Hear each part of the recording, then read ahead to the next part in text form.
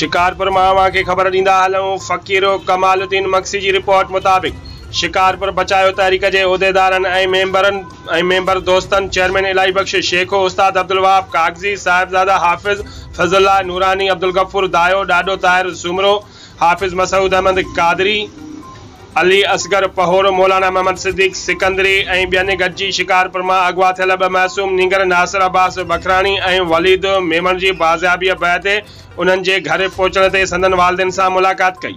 उन मौके ते अगवाननि ॿारनि जे वालदेन के गुलन जा हार पाराया संदन वालदेन के मुबारकबाद पेश कई।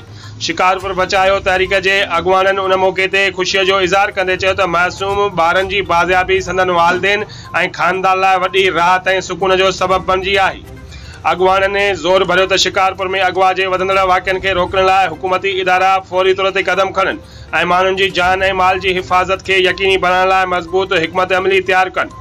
अगवा जड़ा वाक़िआ न रुगो मुतासिर खानदान लाइ हिकु वॾो अलमियो आहिनि पर मजमूई तौर ते समाज के अमन लाइ पिण हिकु वॾो ख़तरो आहिनि जंहिंखे ख़त्म करण लाइ गॾियल कोशिशूं करणु घुरिजनि।